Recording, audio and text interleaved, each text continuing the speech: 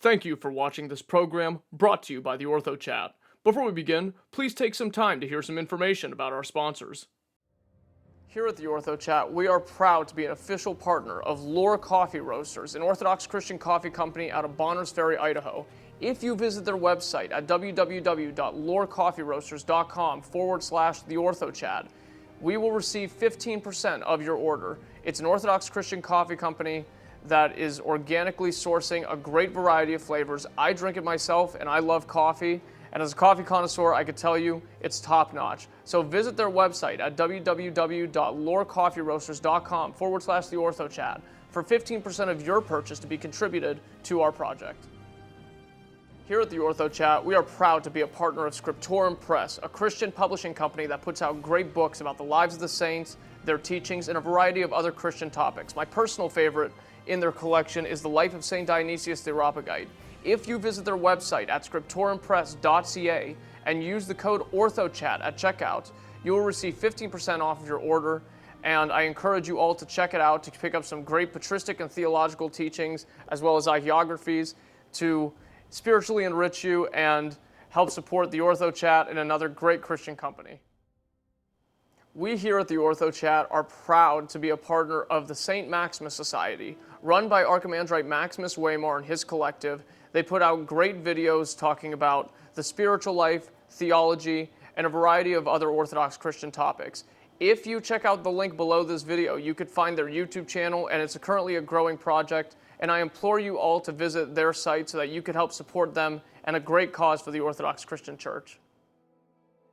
Here at the Orthochat, we support the special needs, differently abled, and their families. That's why we are a proud sponsor of TP Splash Guard, a urinary assistance device for those who need some help during bathroom time. All you need to do is remove the holding seal with instructions on the front, open it up, remove the adhesive to attach it to the front of the toilet, and now it's easier in the restroom. If you would like to learn more about this revolutionary device for special needs and differently abled people, visit tpsplash.com. That's tpsplash.com to learn more and inquire about making a purchase.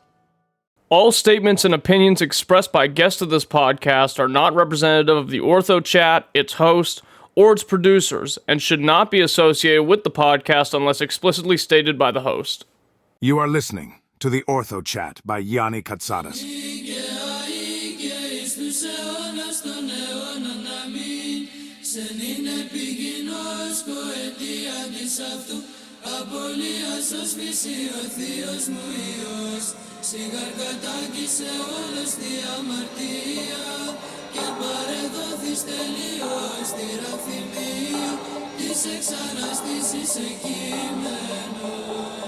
Kyrie Iisus Χριστέ ελέησον, Kyrie Iisus Χριστέ ελέησον, Kyrie Iisus Χριστέ ελέησον, Kyrie Iisus Χριστέ ελέησον, Kyrie Iisus Χριστέ ελέησον, Kyrie Iisus Χριστέ ελέησον, Kyrie Iisus Χριστέ ελέησον, Kyrie Iisus Χριστέ ελέησον,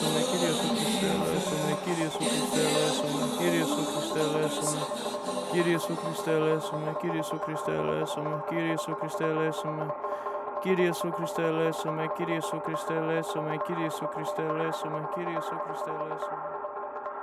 Greetings in Christ, brothers and sisters. Welcome to episode 75 of the Orthochat. Today we are here with Abbot Tryphon. Abbot, how are you? Old. We're all getting there. My next birthday, I'm going to be 80 years old. God bless you. 80 in November. Years. Oh my gosh, I can't believe it. Fun 80 years though, huh? Lucky for me, I have good stage makeup and lighting. That's not in our budget yet, but we're getting there. God willingly, one day. Yadanda, would you like to start us off with a prayer?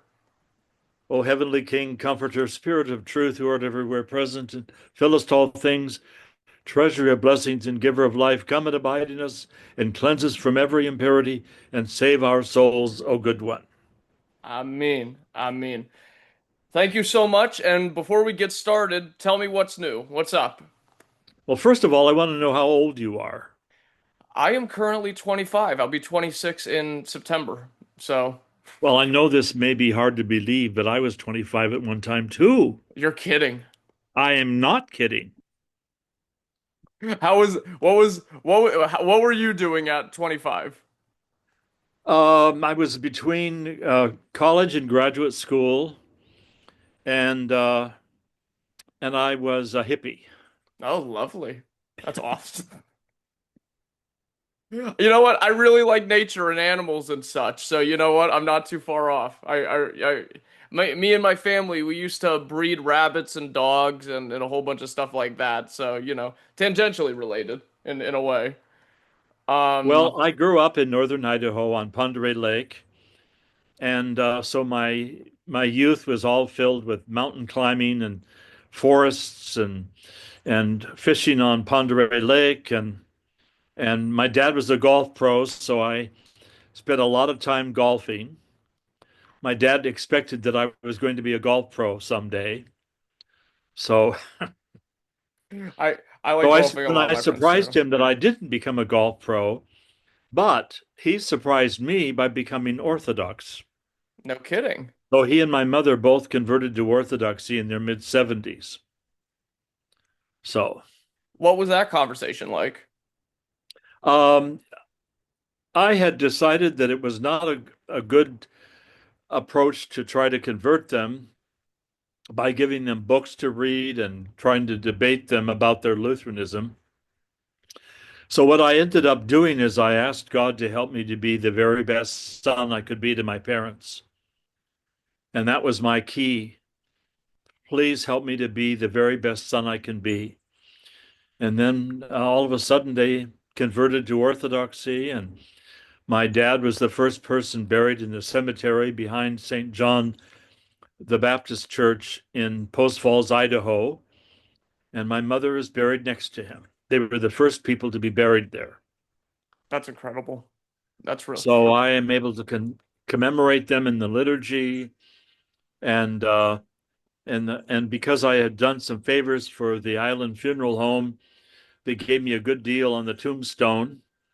So I think to this date, my parents have the largest tombstone in that cemetery, made out of marble with a three-barred cross, and there we are. That's beautiful. Yeah, and in Greece, all of our tombs are in marble as well. And then, well, my grandparents and my brother are all buried at Elder Ephraim's very first monastery in Wow. Western Pennsylvania. So Wow. yeah, we're very blessed to have them there. And I would love for you to tell me a little bit about your parents. I wanted you to tell me kind of about all of your genesis, so to speak, about, your young life and maybe what about it made you care about God and the church in any capacity. Well, I was raised a Lutheran. I look back now, in fact, last Christmas time, out of curiosity, I Googled First Lutheran Church in Sandpoint, Idaho, and I was shocked at what I saw. Number one, they had a woman minister. When I grew up, the Lutherans didn't have female ministers, and the service wasn't anything like it was when I was growing up. It was a very liturgical church growing up. My mother was the church organist, and now it had been kind of dumbed down. And the service that I saw parts of was their service for Christmas, and there was hardly anybody in the church, mostly white-haired old women and a few white-haired old men. I saw only one younger couple with a boy that looked like he was about 14 or maybe younger, and that was it. And when I was a young kid, that church would be packed on Christmas, but it wasn't packed. And so if it weren't for Orthodoxy, I would probably be an atheist to this day, because I was actually an atheist when I converted to Orthodoxy. Hmm. And what was the first time you heard about the Orthodox Church? Like what was the first spark and then, the eventual journey into it, I guess.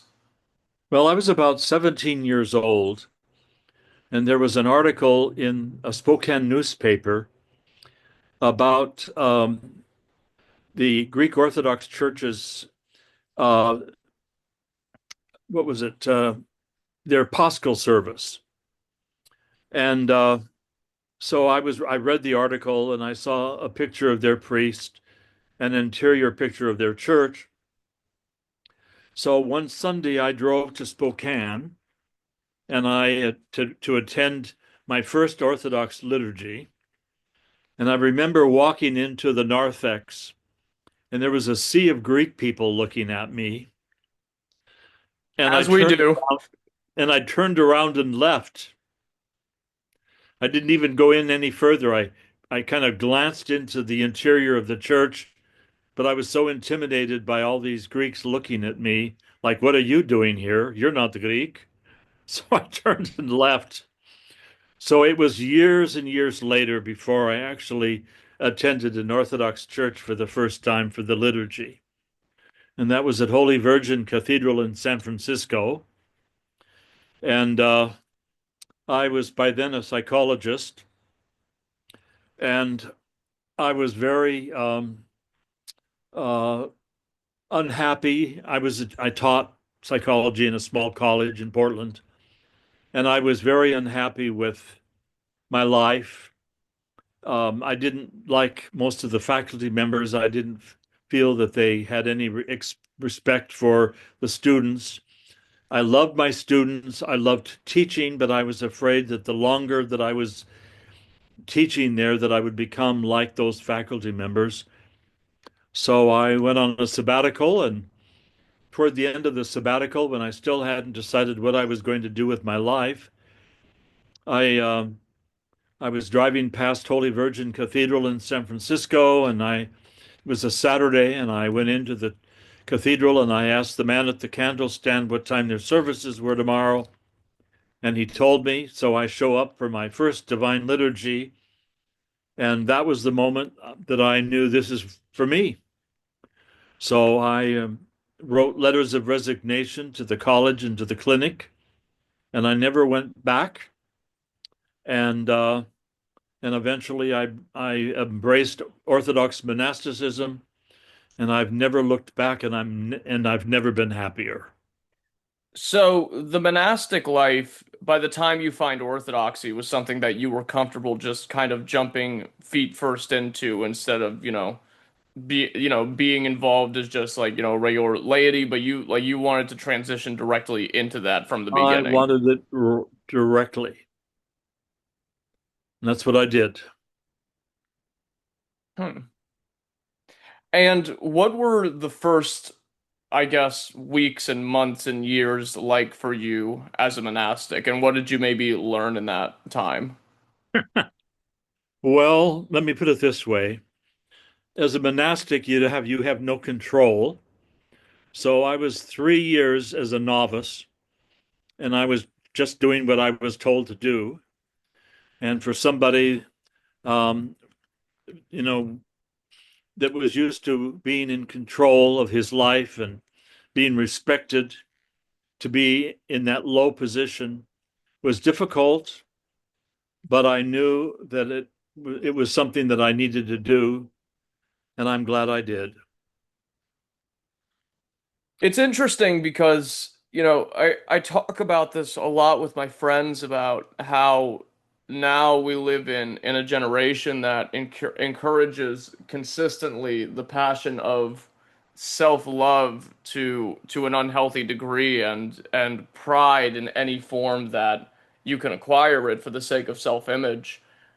And I think that the outward signaling of that makes acquiring the spirit of humility that much harder. So, like, how would you suggest that people in the world, so to speak, struggle towards that, maybe specifically now?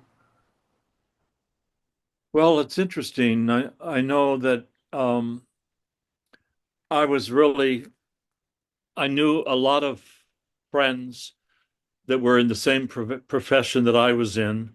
One of them was about 14 years older than I, and he was nearing retirement. And once he retired, it was like he just disappeared, and it was like he was forgotten. And that really troubled me because I thought, gee, I've worked all these years to get into my position, and then it's going to be ultimately fleeting, um, with no real meaning beyond retirement. And I owned a little cabin on the Oregon coast in a little town called Cannon Beach. And I would go there every Friday evening and stay until Sunday afternoon. And I would read um, British novels in front of my fireplace in the winter and sit on the beach in the summertime reading British novels, anything but psychology. And but I knew ultimately that this isn't probably what I was destined to do. I didn't know what I was going to be doing. And now that I'm almost 80, uh, I'm glad that I'm in a profession where there is no retirement. I just keep on going until I drop dead. Glory to God. Glory to God. In fact, when I wake up in the morning, I'm so shocked that I'm still alive. Well, thank And my God that, brothers are shocked that I'm still alive. are they really? Probably. They don't tell me that, but I'm sure that's what they're thinking. I'm sure when I walk into the trapeza after the first service in the morning and they're all looking at me and they're thinking, it's still alive. Remember that remember that old black and white movie, Frankenstein? Frankenstein. Yes, yes, yes, yes, Yes. yes. It's alive. It's alive. So I know that's what they're thinking. It's alive. It's alive. Well, God willingly, you have many more years for them to say that Oh about you. gosh, I don't know about that. God willing, God willing. You're a joy to have around, even over the camera. Um, so you've been a monastic now for about what then? 60-ish years or Oh, 50 probably years? about 45 years. 45. Okay. And what was it like? What's the experience like from when you transition into being a simple monastic into an abbot, into a Yeronda? What was that? How did you find out about that? Well, one day I received a message from my archbishop that I was to be in San Francisco for the Sunday of Saint Mary of Egypt, and that I would be ordained a subdeacon and a deacon on Saturday and a priest on Sunday. Hmm. I never ever thought that I would be a priest because I never really wanted to be a priest. I had a bunch of priests at a conference in New York. I heard they were sending out a petition for me to be consecrated a bishop. Um, and I didn't want to be a bishop. And so they all took me out. These same priests took me out for Chinese food. And while we were sitting there eating our Chinese food, I said, if you go through with this petition, I'm going to rent a bunny suit and I'm going to hop into the cathedral. And any respect that anybody in this church had for you will be gone in an instant. And they looked at me, and I think they realized that I was speaking the truth. So I didn't have to rent a bunny suit, and they pulled back their petition. That's funny. Oh man. Well, And you I'm know. so glad they did because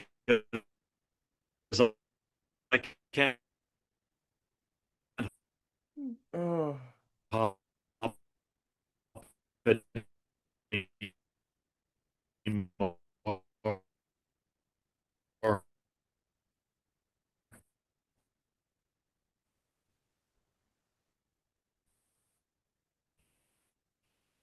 Yeronda, give me 1 second. I think we're having some internet trouble. Hang on. Are you still there? Yeronda? Hello?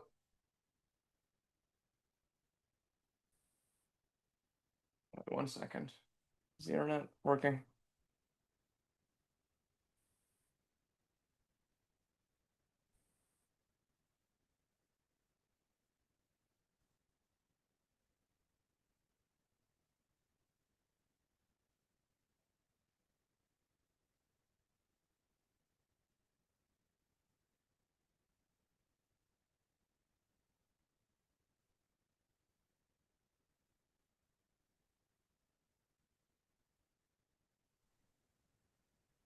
Okay, we're back. All right, we're back. All right, perfect, perfect, perfect. That's okay. Um, but no, that's very funny. That's very funny.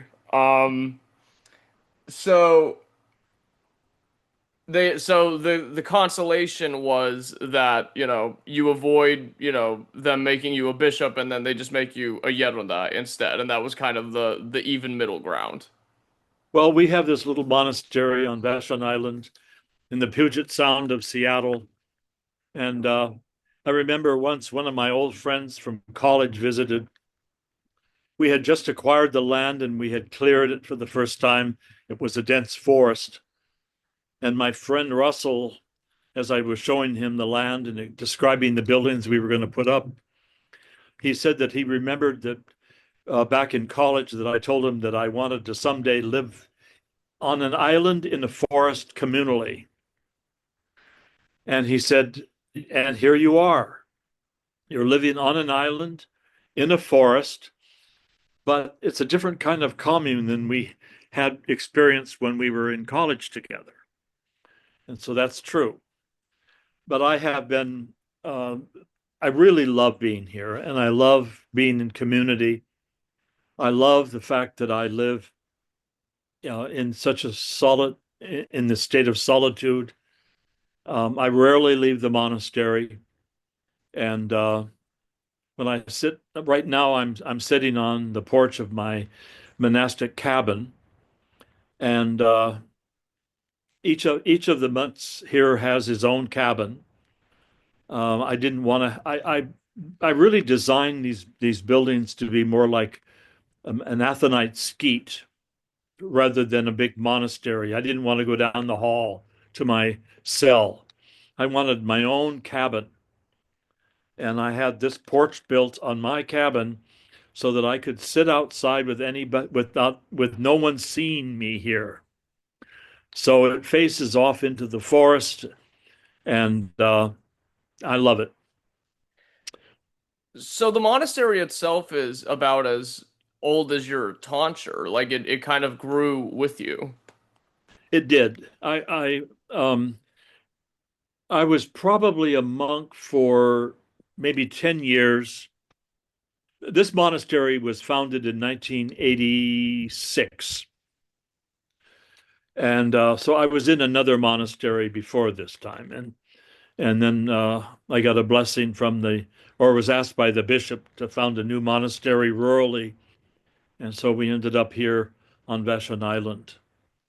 And at the time, there were just two of us. And now there are six of us, and we have another one that's just been accepted who's in the Marines, and he's waiting to get released, and then he'll be joining us. So it's just been a really wonderful journey, and I'm give thanks to God for this opportunity to live this kind of life. Now, as an abbot, what are some of the most common reasons you see people come under your wing and enter into monasticism that you've heard from those that eventually entered the monastery? Mental illness. Mm.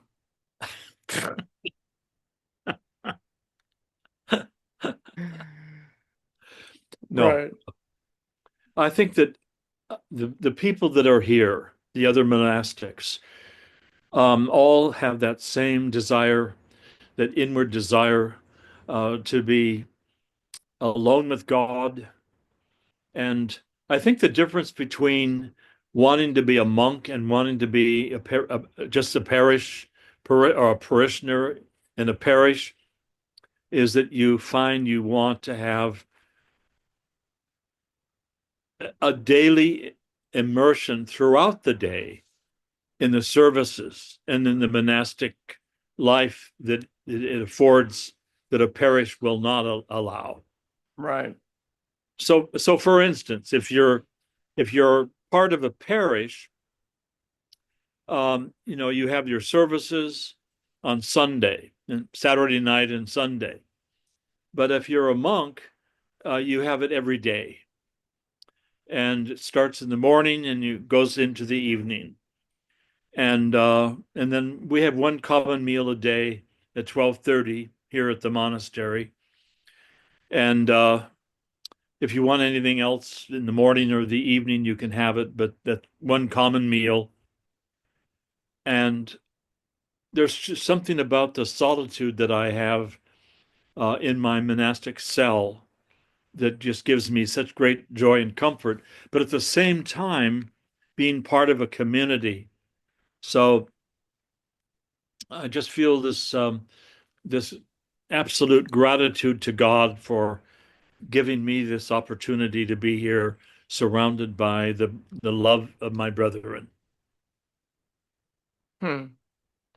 And I every monastery that I've been to in the States and in Greece and um, all over, and this is true for parishes as well, kind of have their own localized traditions, things that they've taken from orthodoxy from different times that was particular, different parts of the world that's particular, that they've kind of instituted into their own way of life. Is there anything like that concerning you and the brothers up there, or is it I mean there's always something that makes it unique to you and your family. Well, I certainly was greatly impacted by my time on Mount Athos. While I was there, I spent uh, a lot of time at Gregorio and Simona Petra, or not Simona Petra, um, Xeropotamo. And while I was in Greece, my favorite city in Greece was Thessaloniki. Isn't it beautiful? It is beautiful, and I love the little cafe scenes that you have, especially in the small villages and towns. Um, I, I really treasured my time in Greece, and but there's something about, even though I didn't speak Greek when I was on Mount Athos, I felt it didn't matter that the monks that, I remember one monastery, there was one of the monks, and I don't remember which one it was. It might have been Gregorio, but he was a very jovial fellow who had a great sense of humor. And and I didn't understand a thing he was saying, but everything he said brought laughter to my voice. I mean, I couldn't believe it, how funny he was. And I remember clearly he handed me um, a oh, what was it? Uh, oh, what's that little lemon? He handed me a lemon, Oh, okay, yeah. and he said, "Here, I want to share this lemon with you." Yeah, he said it in Greek, but that's. Yeah. And then so I peeled off the lemon just as he was peeling off his lemon, and he bit into his lemon, and I bit into my lemon. And I don't know what kind of expression I had. I can only imagine.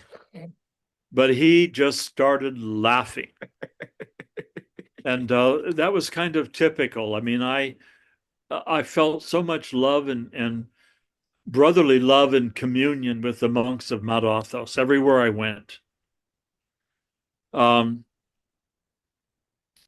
I remember I was walking from Gregorio, or from the Great Lavra, to another monastery. I can't remember which monastery it was. And there was a young man who, he was Greek, but he was a pilgrim, and he was walking with me. And he made a comment about, we need to be careful about snakes, that there are snakes here that are very venomous. And so we're walking uh, up this trail next to essentially almost a cliff. And all of a sudden he yelled, "Snake!" And I looked down and I saw this enormous snake slithering under me. And I in fright, I fell backwards. And the young man turned around and saw me, and I wasn't putting my hand on the ground. Because I was afraid I'd get bitten. Now, of course, I would have been bitten whether my hands were on the ground or not. Right. But this young man turned to me and he saw me like this on the ground, and he thought that I had been bitten and that I was in the throes of death. And then by the time I stopped and was able to stand up, he said, "Oh, that was a I think he called it was black. I think he called it a milk snake or something like that." Yeah. And he said, "They're not poisonous." And so, but that was one of my key. I still remember that. It's been a long time, and I still remember that. Oh, that's funny. Well, my mother, when we're in Greece, in Greece, on some of the islands, if you don't know, we have a big hedgehog problem. There's hedgehogs everywhere. And my mother's like Snow White, and she'll like collect them out of the front of the house. So I'll be up at like 3 o'clock in the morning doing work, and she'll walk into the house with a hedgehog wrapped in a t-shirt and just hands it to me. It's like, Ma, I don't know what you want me to do with this. She does this to me all the time. She'll like capture like squirrels and raccoons while we're here in America and like try to like domesticate them. I might send her up there if you guys ever have an animal problem. She'll take them all home and just adopt them. So, Oh, how sweet. Yeah. I, but well, I can relate to that because I love animals. do you guys have any animals up at the monastery that you like, We have breed three or care for? cats. You have cats. Yes, three cats. And then we're surrounded by, occasionally we will see a bear, and occasionally we will see a mountain lion, and we have lots of raccoons, and uh, and that's it. Do they like hanging out with you? Do they just like jump in when you guys are having a conversation? You mean which? The raccoons? Any of them, I'm sure. Maybe there's like a No, bear that just waltzes over. no. The only ones that hang around with us are the cats. Oh, okay. Well, that's good. Yeah. Talking about joy, particularly now when I think the right word for so much about the world, even, since the time you were a young man, has become very um sterilized, and even the quote unquote pleasures of this life are starting to shed their novelty, and people are starting to realize how worthless what the things that the outside world has to offer.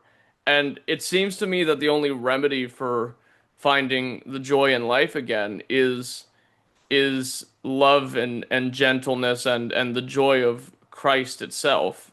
And but it seems to be this thing where a lot of Orthodox Christians, and this is not me criticizing them at all, but take on this disposition of, seriousness. There's not laughter and smiles so often anymore. What would you have to say about the importance of joy in the spiritual life? Well, first of all, I remember growing up, my dad, as I think I said, was a golf pro. And his nickname was Big Al. Big Al. And he was funny. And and he was extremely outgoing. And everywhere I went, with my dad, I found myself being embarrassed and wishing that he would be like a conservative businessman and not bring attention to me and and the family. And then when I turned about 50, I remember looking in the mirror and saying to myself, "Oh my gosh, I've turned into dad." And my younger brother and I have talked about this because my younger brother, who's a composer and pianist, has the same sense of humor. And we both laugh about that, how much of our dad we have in us. But I think that's a good thing. Um, when we first moved the monastery to Vashon Island, and we were really struggling. We were in a rental house, and Father Paul and I were really struggling financially. And one day I was talking to my elder, Archimandrite Dimitri of Santa Rosa, and I told him that we're just not really making it here. It's too expensive, and we don't have any steady income. And I asked him if I could have his blessing for us to move to the holy mountain of Athos. And he said, "No, your salvation is on Vashon Island." And my first thought was, what? What?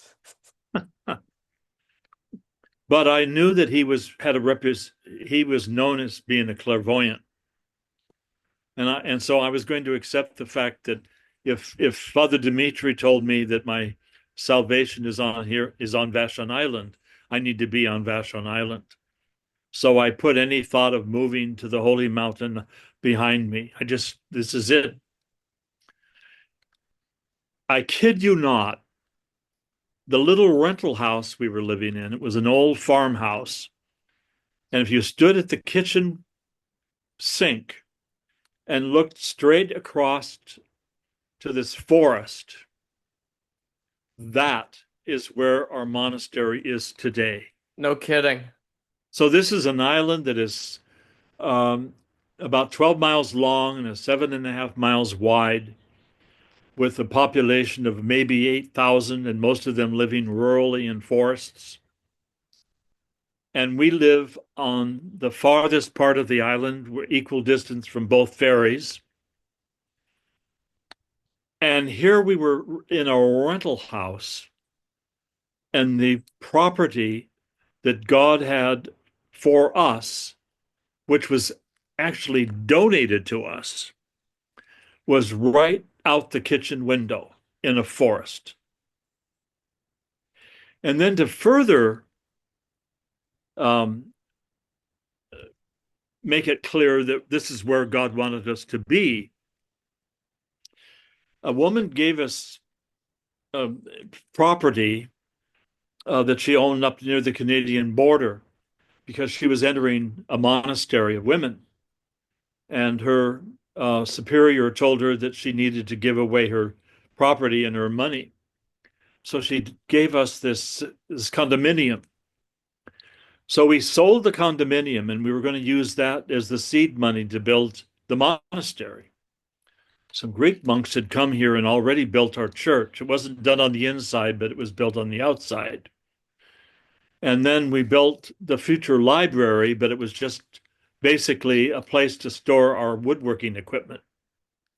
And we were living in a single wide 33-year-old trailer. And one day, we were introduced to a man who was a contractor. And he said, so we were going to hire him to finish the library. And then he asked about the foundations that we had for these other buildings. And I told him what we were going to have. I said, that's going to be the trapeza. Those are going to be monastic cabins. That's going to be the library or the bookstore and the offices. And he said, well, I could do all those too. And I said, we don't have the money. And he said, well, I'll just buy the supplies that I need from larger companies that overstock so that they don't have a stop work. And then I can do it. That's so nice of him. Well, that's what we thought. Oh. Oh, he would come and he would get a check written out. I've got this supply I'm going to get, and those supplies. And the day that he was supposed to be here with all of the stuff that he'd been stockpiling and his crew to start building, he didn't show up. Uh-oh. So I called his number, his cell phone, and click. So then I called his office number. It was his ex-wife, and he disappeared. He stole $57,000 from us. Ah, And about a month and a half later, he was arrested. And I went to court and I asked the judge if I could speak. So I stood up before the judge and I looked at this man and I said, I want you to know that I forgive you. And then I asked the judge, who was about to sentence him to 7 years in prison, to spare him the 7 years, give him a reduced stay, because I said he's got a lot of skills that he can use for good. And so the judge gave him 3.5 years, and I hugged the man. The next day, it was in the newspapers. And the following day, 16 people showed up from the island to finish our library on the inside. what a blessing. And when they were done, one of them said, we all want to continue doing stuff for you. What's going to go on those other foundations you have? And I told him. And I said, but we don't have the money. And he said, do you have enough money for the supplies? And I said, well, yes. So these people, plus others of the island, spent the next year plus constructing all of our buildings free of charge. Wow. So this monastery was built by non-church going islanders. It would be fair to assume that these people, I'm sure, are like family to the rest of you now. Most of them have just gone off, done their own thing. We don't see them. No kidding. Yeah, yeah. I mean, we kept ties with some of them, but over time, they went their own ways. But, as the chancellor of our diocese put it, it was like the way God made this. He actually gave ownership to the island, for the monastery. That they built this for us, and that they have a stake in this monastery. So here we are. And this island is considered Seattle. I think it was the New York Times said of Seattle a while back that it was the most liberal city in the country. And then there was another article that said Vashon Island was more liberal than Seattle. So this island is not a church-going island. One of the churches has fewer people attend their services than we do on a Sunday. We get lots of people visiting the monastery from off island. So every Sunday we have probably 30 or 40 people that attend liturgy here. But this one church on the island, one Protestant church, has 20. And that's it. So this is not a church-going island. But God placed us here. And so I think that it's either that, maybe as the chancellor put it, it's God's way of us staying the hand of God in judgment on this island. I like to think that God has a sense of humor. He does. Every day is funnier than the last without exception, and Yeah. I don't doubt that he has a large part in that. So that rule is never really broken yet, but God willingly things are always going to be okay in some way or another. But I was going to say, I've always had this idea that, even these perceptively, liberal people, these people that had no involvement in the Orthodox Church still came out of their kindness to help you. Yes, they did.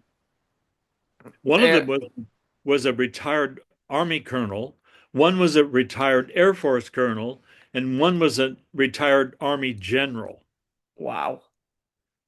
We also had the town council president, and the president of Rotary. These are all people that were here and led all these others to come and build. This reminds me of that saying from Saint Seraphim of Sarov, saying, "Acquire the spirit of peace, and 1,000 around you will be saved." Yeah. You know, I haven't really come up with a very reverent way to describe it to people yet, but the grace of the Holy Spirit, it's kind of like semi-tangible. It kind of acts like a liquid glue that, when it sticks to something, it sticks, but it also pours outwardly from wherever its source is, being anybody that has Christ living within them. And, kind of like I mentioned before, it seems harder and harder for people to acquire the spirit of compassion and joy and peace within themselves that leaves room for Christ to rest his head. How do people pull it off now? Because I'm sure everybody would love their families together with them to go to church and live the spiritual life and enter paradise together, but it seems more difficult as the years go by for even the individual to pull it off. What do you think about that?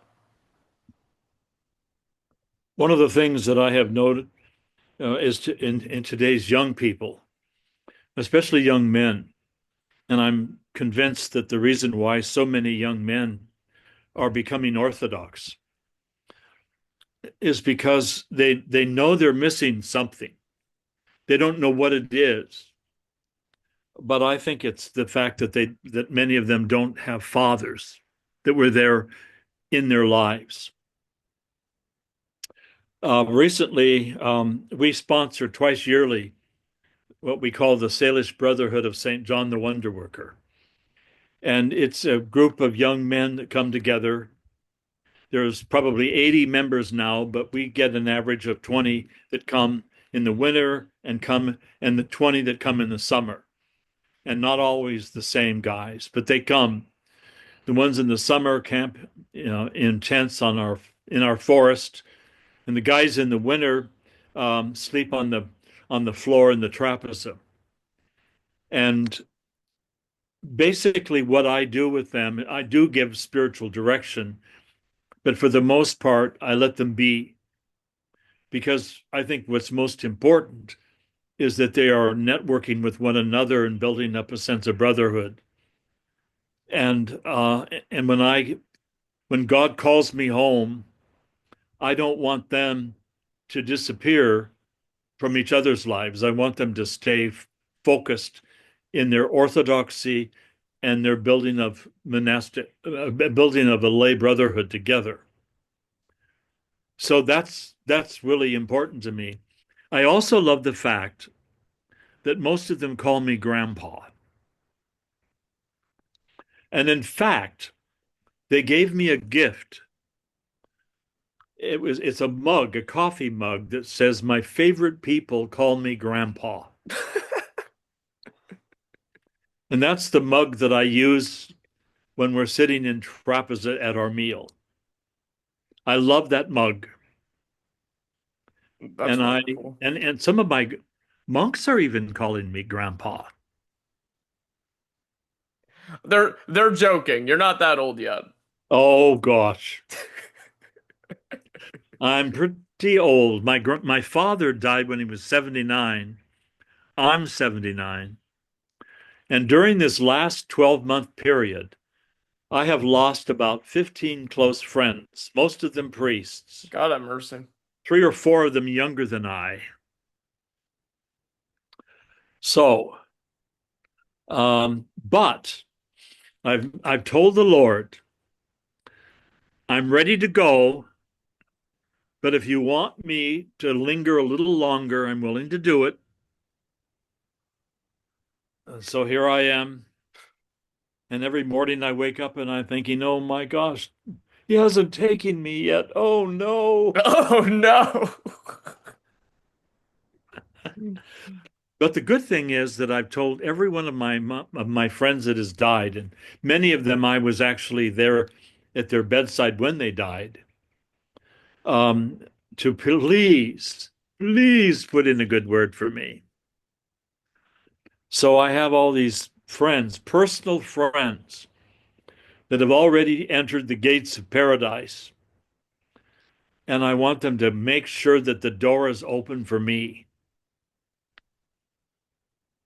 Oh, I have to tell you, one of my dearest friends, Father Seraphim, um, actually in monasticism, after his wife died, he took Father Nicholas Latin in Portland, Oregon. He took the name um, Andrew. And his daughter called me and said that her dad was nearing death, but he had told her that he didn't want to leave this earth until Father Tryphon was there with him. So I drove to Portland and I went to his bedside. And when I got there, he was barely breathing. He would take a breath and then there would be no breath. And then there would be a little breathing and then no breathing. So he was very close to the end. So I asked his daughter, Xenia, to take a photo of me standing by him. So as I'm standing by his bed, and he's propped up in his bed, and and Father had a wonderful sense of humor. He was 90 years older than I. His birthday was on November 8th. Mine is on November 9th. But he was 90 years older. Wow. And so I figured that, so he knew that I was expecting him to put in a good word for me when he got to paradise. But the one thing about Father Nicholas that was the most wonderful thing is that he had this infectious laugh. And you could be sitting in a restaurant, and when he laughed, it wasn't a grating laugh. It was such a joyful laugh that people would look up and they get smiles on their faces. There was this sweet, sweet laugh. And so as I'm standing there waiting for his daughter to take this photograph, I leaned over him and I said, Father Andrew, the saints in heaven will know you've arrived when they hear your laugh. And he laughed. And then he died. Wow. So the very last thing we heard from him was his laugh.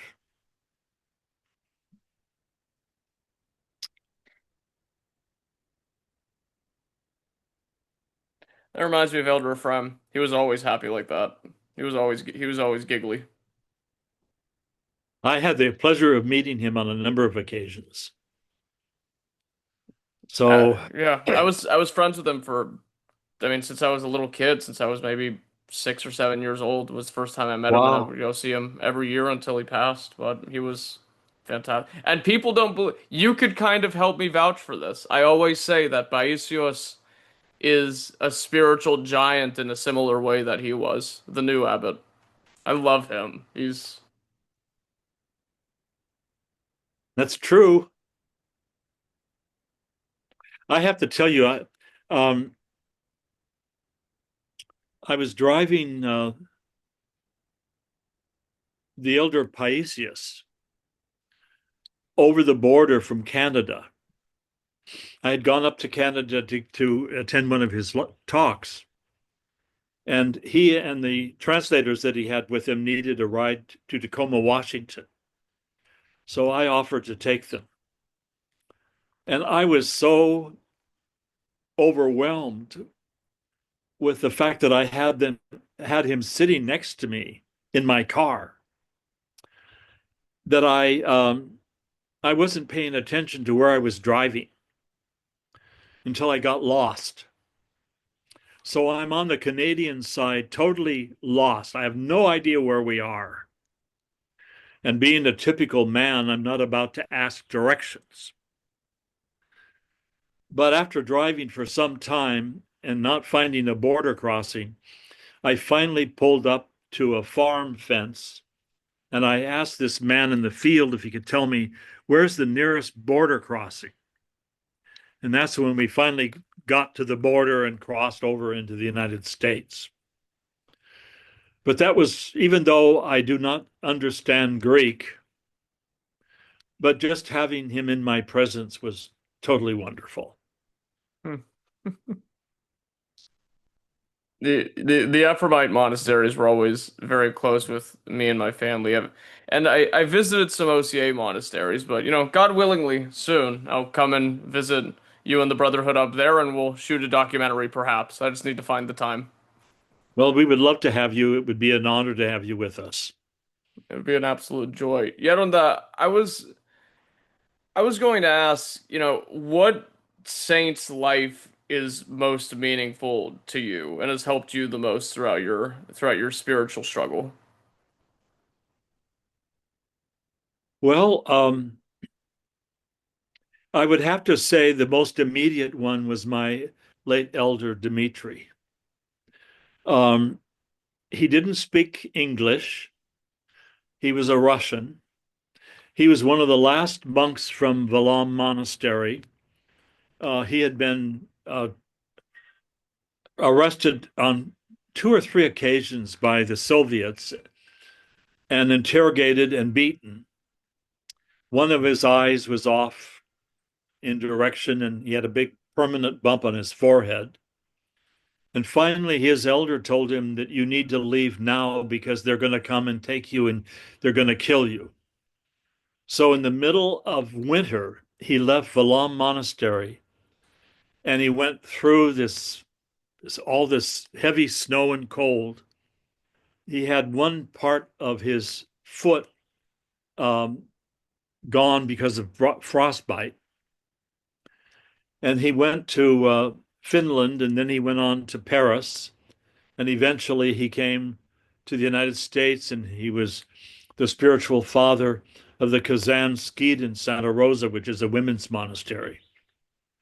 And it was during that time that he became my spiritual father. And we're talking about Bishop Dmitry Royster, correct?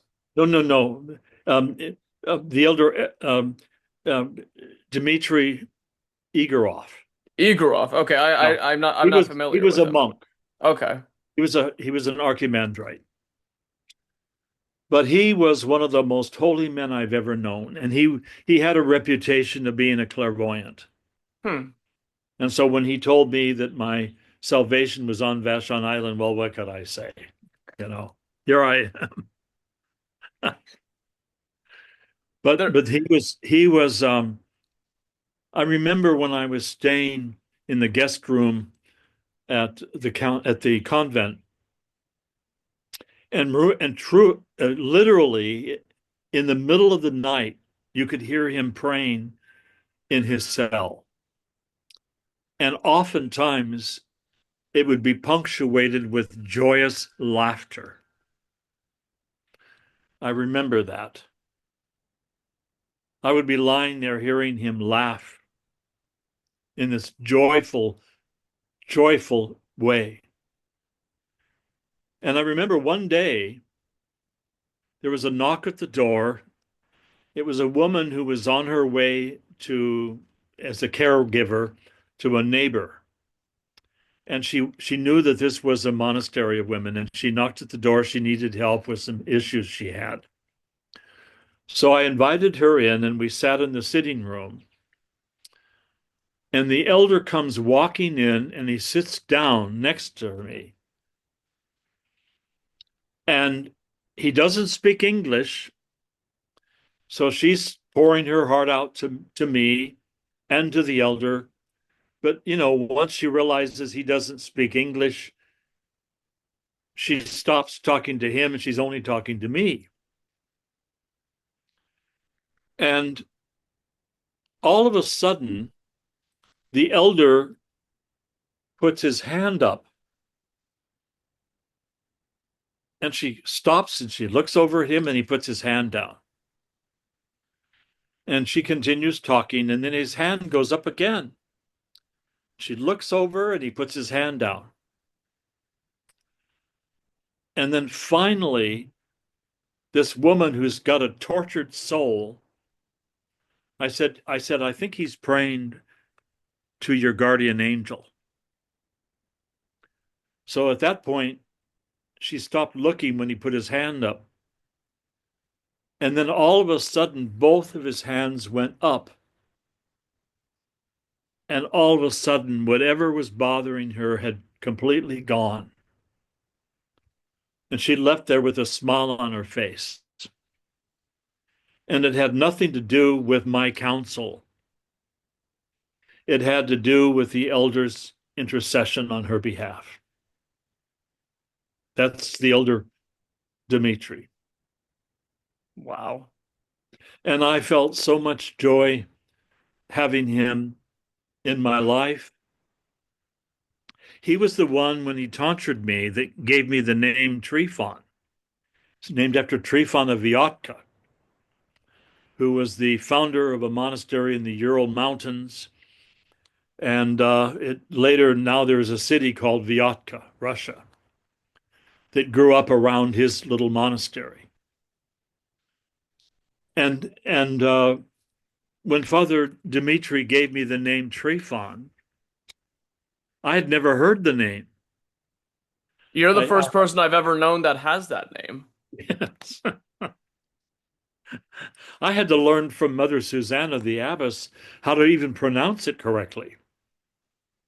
You can call it Tryphon or Tryphon, but Tryphon is the way I chose to go by. But it's when I first got that name, and I was teaching in Berkeley at the time, and I was teaching in an all-boys Catholic high school. And I remember thinking, oh my gosh, when I show up and tell them that I'm now Father Tryphon, these kids are going to come up with some nicknames for me. And I thought, oh no. And the first day after I had announced the change in my name, a faculty member came up and he says, I hate to tell you this, but there's already a nickname going around the school about you. And I said, what is it? Tree Funk. So the next morning, my students filed into my classroom, and there was a young black student who'd given me the name Tree Funk. Tree Funk. So I walked down the aisle with a serious look on my face. And I said, it has come to my attention that one of you has deemed yourself able to give me a nickname. And I walked with a serious look down the aisle, and I stopped right next to him. And I looked over, and he slumped down in his chair. And his best friend was sitting next to him. And I said, give me a nickname for him. And he said, Wheezy. So I looked at him and I said, Wheezy, you're the only one in this school that I'm going to permit to call me Tree Funk. And I'm going to call you Wheezy. For the next 3 years, every time I saw him in the hallway, we would high five each other, and I would say Wheezy, and he'd say Tree Funk. That's sweet. Well, now, I'm gonna have to tell you that's gonna be your new name in my phone. So, Okay. you're welcome. The one thing that I think is important, number one, is that we not take ourselves too seriously, but that we do take our relationship with Jesus Christ very seriously, I agree. and that we take our relationship with our fellow Christians very seriously.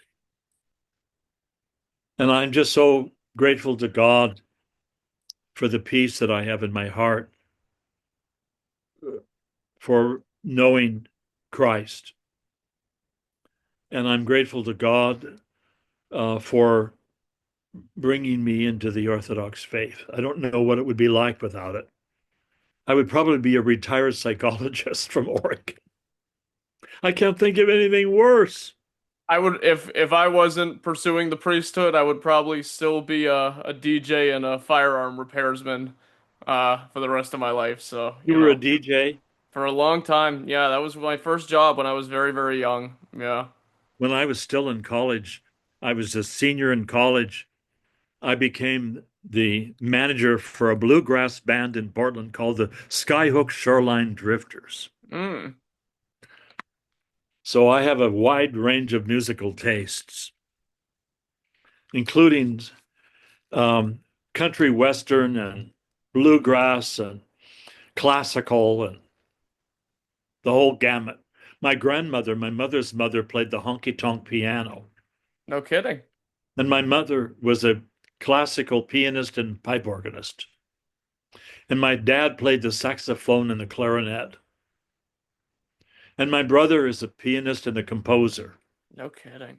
I don't play any instruments. My musical taste from when I was younger was basically just Greek Byzantine chant and rap music because I've been a chanter since the time I was younger. And then around the same time, I bought all my DJ equipment and that was the work I was doing. So it was very, very different things, but that was always kind of my skill set for the past 11 years now, I would say, because that's when I started doing both things, being a Southie and being a DJ, which, one of them I've shut off, and I think I've gotten a little bit better as a chanter, God willingly. I'm not too sure. I would have to ask somebody sometime, but Well, I do love Byzantine chant. So we don't use it here, but I do love Byzantine chant. well, you got to experience it on the Holy Mountain, which is I one of the did. best places to Yep. experience it. Yeah. I can't uh, I can't imagine the direction my life would have taken if it hadn't been for Mount Athos. How did you end up making that trip? What was like the first initiation of that? Um, I had a couple of priest friends, one of them is now a bishop, tell me they wanted to take me to the holy mountain of Athos, and they were going to pay my way.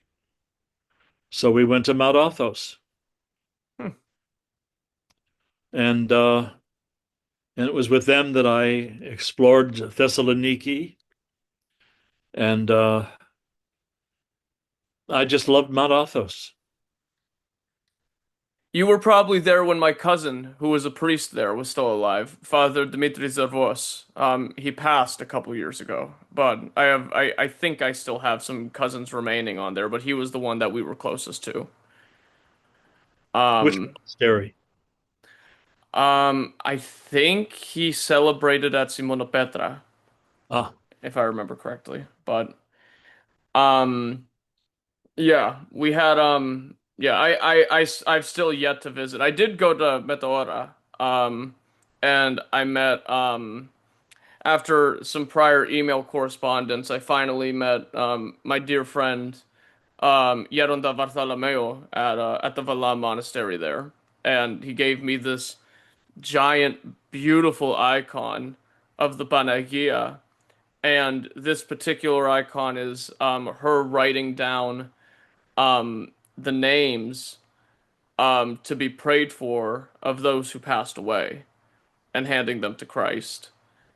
And then the name of that icon, when we went to another monastery, one of the women's monasteries, the one that greeted us and sat with us and talked to us about, my brother that passed away, was a nun that had the same name, which was like, some miraculous coincidence in of itself, but they're wonderful there. They're wonderful there too. one of the highlights of my time in Greece was when I went to the island of Aegina to venerate the relics of Saint Nectarius. How was that? Oh, it changed my life. He is now one of the patron saints of our monastery. Um, I will never forget this. I was with one of my priest friends, and we were standing before the tomb of him of Saint Nectarios. And my friend was talking to somebody else, and he came up to me and he said, "They're about to do a service to Saint Nectarios, and you can write a prayer request on a piece of paper and put it on this platter, and they're going to put the platter under the skull of Saint Nectarios, which was in the little chapel. And above it was surrounding the skull was this bishop's crown." And I said, I don't know what to say. I mean, I'm so caught off guard. I mean, what do I ask him to pray for? And he said, well, ask him to pray that you will be relieved of your, I had dyslexia. Hmm. And he says, so ask him to cure you of dyslexia. And I said, well, how do you spell dyslexia? And he said, don't worry about it. He'll know. So I phonetically spelled out dyslexia and I put it on the piece of paper. And it was put under his relic. And I was cured on the spot of dyslexia. Wow. And there was no way that I would ever have been ordained a priest because my dyslexia would have prevented it. If I was the least bit nervous or tired, uh, it was hard for me to even read a sentence without reversing the form of the sentence. And I literally walked out of that chapel cured of dyslexia. Glory be to God. That's incredible. So, and before we went to Mount Athos, after that experience with St. Nectarios, I bought an icon of St. Nectarios from an iconographer in Athens, and I took it with me to the Holy Mountain. And then I brought it back here to the monastery. Oh, wait, I had taken it to the island of Aegina. That's right. I bought it before I went to the island of Aegina. So I was able to lay this icon, which is about this big, on his relics. And we now have it hanging in our church. And you probably have seen the movie Man of God. Yeah, my whole parish went together to go see it. It was really nice. Well, I was speaking at a women's conference in Coeur d'Alene, Idaho, and a couple that belonged to the parish there told me they were going to take me to see his film, the film. So we went to this theater, and because nobody expected it to be a big seller, it was at a triplex, and they didn't expect that the um, theater that they would be showing the film in would have very many people. Well, when we arrived, it was already overflowing. So they canceled the film next to it to show that one. So we were able to watch it by going to the next theater next to it, which was almost full. Wow. And I have to tell you that I spent the last half of that movie crying. It hit me so hard. It touched my heart. And a lot of it was that I had his life. This it sounds weird, but his life, the things that happened to him and the persecution that he suffered was so similar to things that I had suffered after becoming a monk, and including from some bishops. It was I couldn't believe it that it was, and then I knew that that's why that the Lord led me to go to venerate his relics. And I knew that that's the reason why I bought this icon of him and that we have it in our church. That, you know, and it's interesting that I have talked to a number of other priests over the years who have the absolute same experience, that when they watched that movie, it just hit them in the depth of their heart because they had experienced so much of what he had experienced. And the beautiful thing about it is that even being persecuted by other bishops, brother bishops, he followed the Lord, and he became a saint. He was a saint. And, and I think a lot of times it's real easy for all of us to not get it. That when we have things that come our way that cause suffering and pain, that it is said that the Lord doesn't push suffering on us, but he allows suffering for our salvation. The Lord allows suffering for our salvation. And when we realize that, and we, with joy in our hearts, embrace suffering, that it's going to make all the difference in the world to us in our preparation for paradise. Well, I think that's the most important thing that the lives of the saints show us. It shows us the appropriate mode of operation for life because, you know, we the the what we would call natural but the truly unnatural reaction to a lot of our trials is, to fall into the trick of the devil of despair. But, what we know from saints like the prophet Job and from saints like Saint John the Long Suffering, from saints like Saint Nectarios, is that everything that we endure in life, if handled appropriately, is the opportunity for another crown in heaven.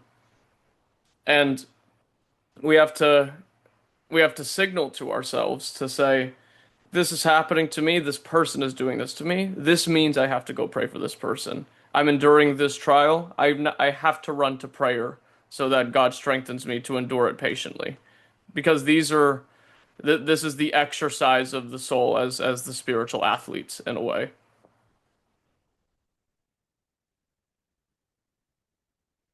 I'll feel the hallelujah coming on.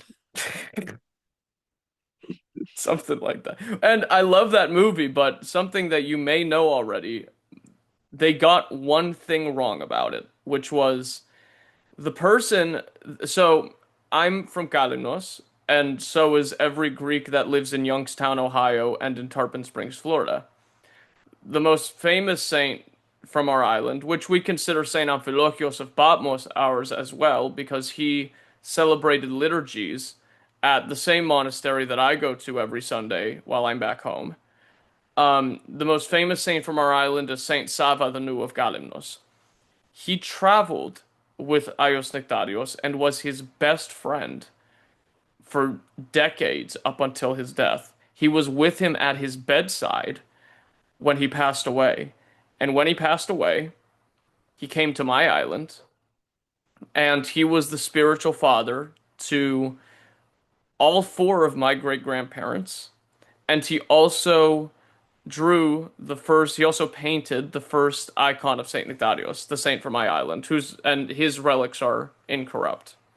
As well as Saint Nectarios's were, but then there's the tradition of the church that says he prayed to God for the sake of his humility that his relics become corrupt, which I think is insane. It's incredible, but we have a relation to him. My island and Saint Nectarios, we're close like that on as in a spiritual friendship in a way.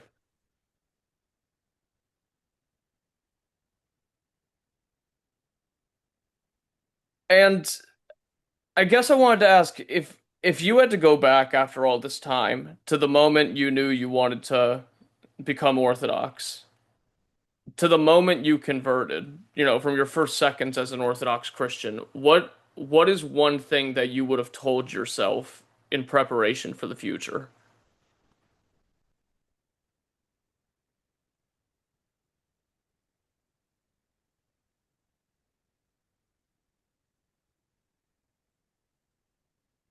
Well, that's a hard one. A friend of mine wanted me to ask you that. Oh, thanks a lot. um, I guess I would have to say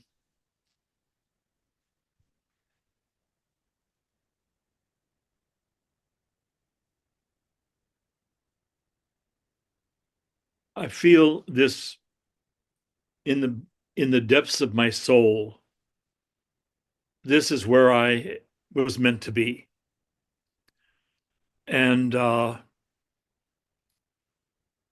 remember when I was deciding that I was no longer going to be a psychologist, but I was going to be a monk. And and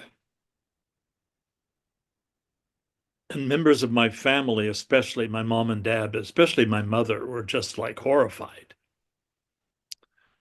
When I first, after 3 years of novitiate and showing up in Coeur d'Alene to visit my parents, and my mother took one look at me and she said, "You've become a hippie." You know, long beard, long hair, dressing weird, things around your neck.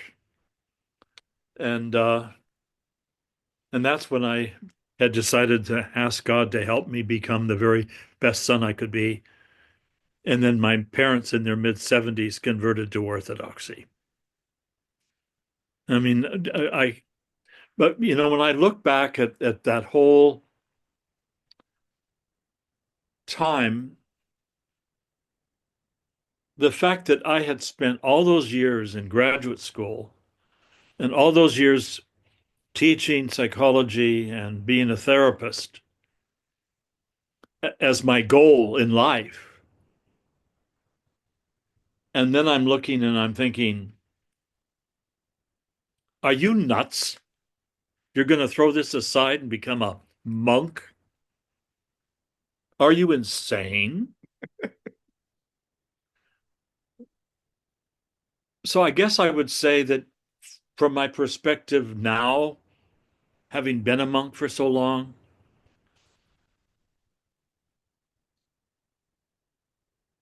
I would have had to say to myself, this is a good thing you're doing. This is it.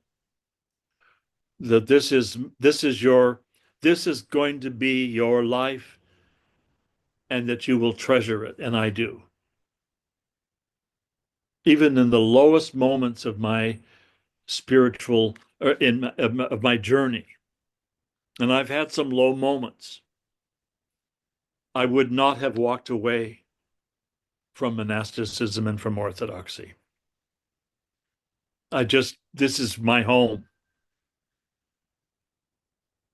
And I know, especially, it's interesting over the years, the number of times that I have been um, in Seattle at the Pike Place Market, which is, you know, world famous, probably next to the Space Needle, the most frequented place visited by tourists.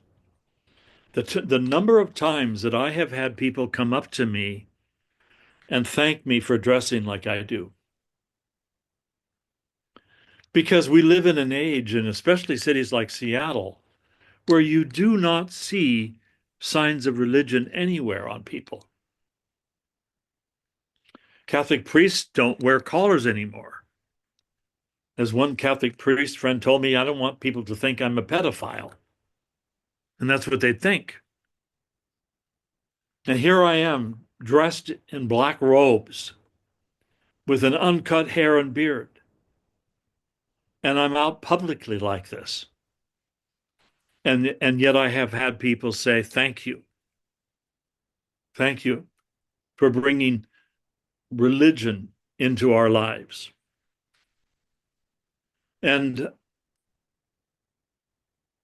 I remember when I was first tonsured a monk, and I told my elder that I said, I don't know how I'm going to deal with this.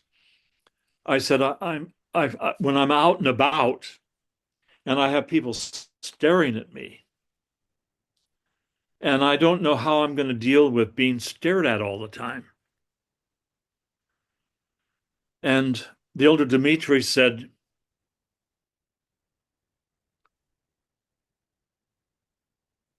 don't think about it.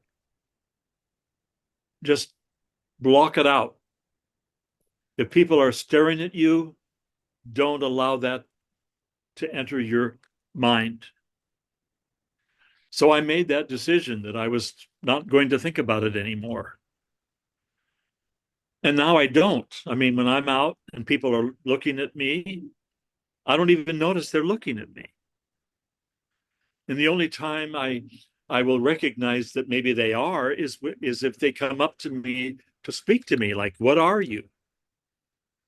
Or, "Thank you for dressing like that. I needed this." And it's there's something so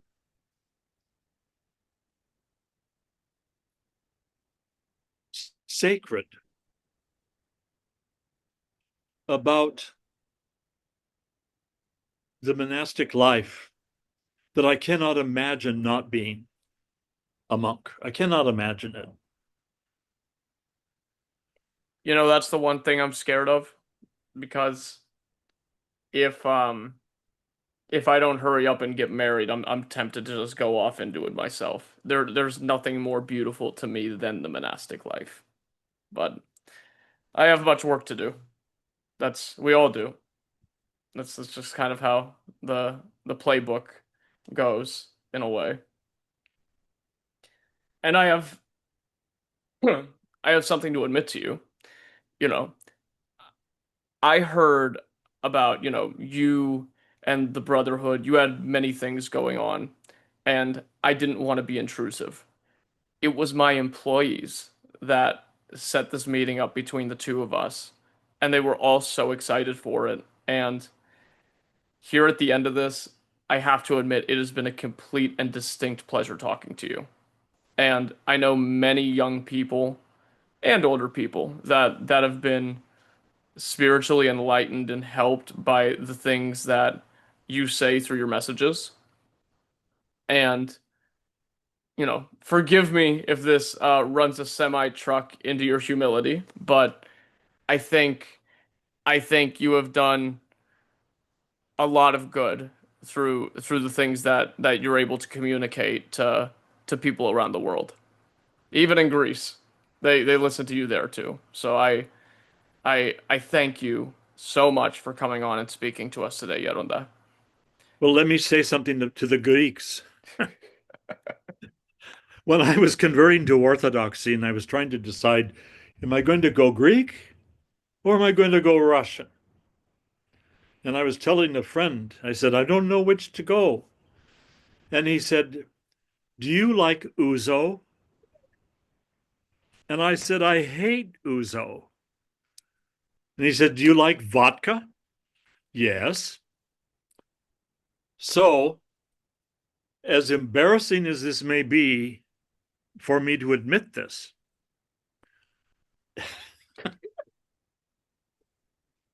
I had to go Russian.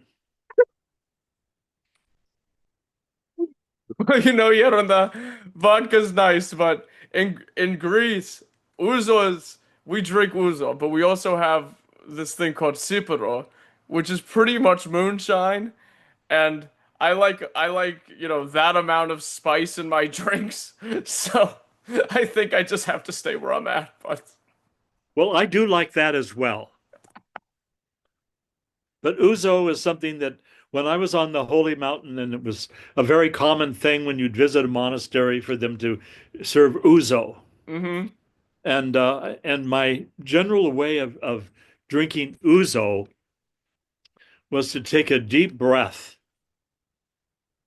and drink it down quickly and then wait a moment before I would breathe again because I just did not like the taste of ouzo. And for any Greeks that might be offensive to hear, please forgive me. it's okay. You know what? Aniseed never really tasted that great to anybody, but we all just like to take it to relax a little. It's one of those things. Yeah. Well, a double shot of vodka does that for me too. Vodka's good stuff, Yeroda. It is. Yeroda, thank you so much for coming on and speaking with us. Is there any last, message you would like to give to our audience?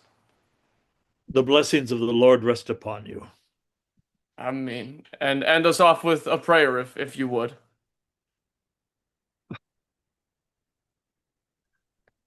Most holy Theotokos, save us. Yet And on that. don't forget that the Holy Virgin Mary is not only Christ's mother, she's our mother. Mm-hmm.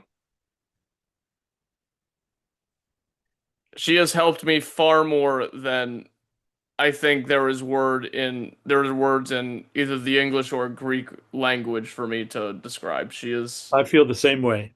yeah. Well, I'd be lost without her.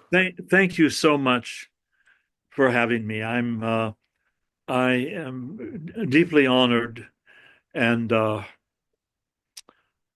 hope that if anybody is watching this video, that you will please pray for me, because if there's anybody on this planet that needs prayer for his salvation, it's me. It's me. No, not you. Me. Trust me. Well, me. I'm far.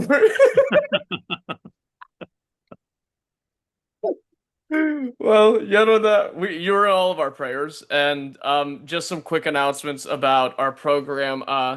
We have good news and we have bad news. The bad news that turned into good news is that I have to apologize for being absent from posting videos for the past month and a half. My mother went through very intensive surgery, but she's recovering now, and we had to take some time off from that while we cared for her.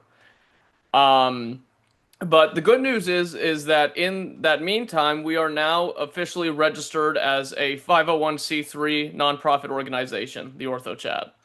And we also have an LLC named Global Orthodoxy that we're going to do stuff through that as well. So there's going to be new ways for you to enjoy what me and the team accomplish and well, what they accomplish, and I kind of just bark at them to do. And and and God willingly, this will grow into something special. Before you even think about donating or supporting us, please support Yeronda and his work and his monastery. There will be links to his social medias and where his messages are posted down below or around wherever you see this episode, as well as links to support his brotherhood financially. If you want to help us out, that we have affiliate partnerships with Scriptorium Press and Lore Coffee Roasters, both fantastic Christian companies that if you purchase through them, we get a portion of it and you get a discount. Um, Episode 3 of the Orthochat Temple Tours will be releasing soon. We're just finishing up the editing details on that. Um, we have a massive multi-hour Holy Week in Greece documentary coming out soon. We have to finish editing that as well. But we will release actually, well, the Saint Sava of Kalymnos monastery, his life and the documentary of his monastery may be out already by the time you're seeing this. But if it's not, it'll be out shortly after it's finished finally. Um, Please follow us on our social medias. We're constantly posting clips of the podcast. We're starting live shows, and we're doing many, many things in which you can interact with the program and the community that we're building. So, and again, all of my viewers, I can't thank you enough for, now 2,000 YouTube subscribers and all the support and the love we've gotten and the help and we're really turning this into something. We have a Discord now, so if you want to come out and hang out and talk to us, and we have priests in there and monks, and we have a little cooking class and an Orthodox matchmaking section that sounds like a disaster on the surface, but I think we set it up in a way to where it won't be a disaster. And we're doing a lot. We are, but I thank you all for the support. Yeronda, thank you so much for coming And on if and any of speaking to you us. ever have a chance to visit our monastery, be sure and remind me to show you my casket. I have a casket that is upright in our library, and a young man made it for me because I figured, you never know, I'm going to need it someday. And I had a priest friend say, have you thought about having a wine rack built into the casket? And I said, no, because I know what would happen. My monks would just throw me into the dirt and they'd keep the wine rack. So there we are. Well, you know what? That might be the better option because you have a lot of energy left in you still, and I really doubt that you're going to need it anytime soon. So, I don't know. Oh God, I don't know. But God anyway, anyway, thank you for having me. brothers and sisters, Panagia Mazisu, may our Lord Jesus Christ, all of his angels, his all holy mother, and all the saints be with you and watch over you all the days of your lives, and we will talk to you all later. Amen.